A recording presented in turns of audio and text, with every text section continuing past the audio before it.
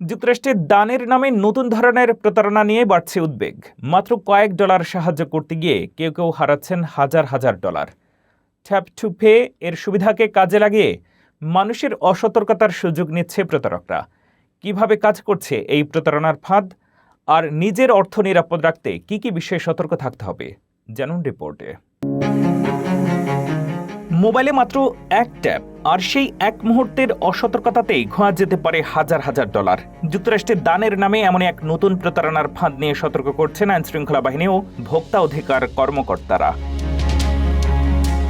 ব্যস্ত শপিং এলাকা, দোকানের বাইরে কিংবা কোনো পাবলিক ইভেন্টে মানুষকে টার্গেট করছে প্রতারকরা। তারা নিজেদের স্কুল, যুব সংগঠন কিংবা কোনো দাতব্য প্রতিষ্ঠানের প্রতিনিধি পরিচয় দিয়ে 5 বা 20 ডলার অনুদান চায়।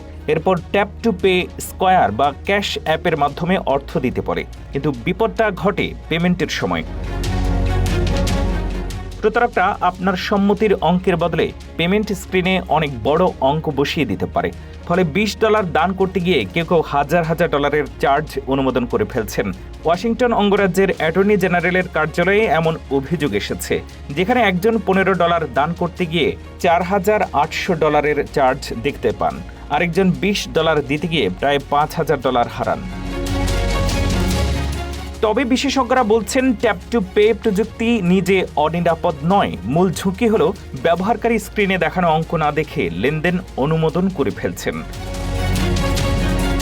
তাই অপরিচিত কারো কাছ থেকে দান চাওয়া হলে আগে প্রতিষ্ঠানের পরিচয় যাচাই করুন। পেমেন্টের আগে স্ক্রিনে টাকার অঙ্ক ভালোভাবে দেখুন। কোন অবস্থাতেই নিজের আনলক করা ফোন অপরিচিত ব্যক্তির হাতে দেবেন না। আর প্রতারণার শিকার হলে দ্রুত ব্যাংক বা কার্ড প্রদানকারী প্রতিষ্ঠানে যোগাযোগ করুন। লেনদেনের প্রমাণ সংরক্ষণ করুন এবং প্রয়োজন হলে আইনশৃঙ্খলা বাহিনী ও ফেডারেল ট্রেড কমিশনে অভিযোগ জানান।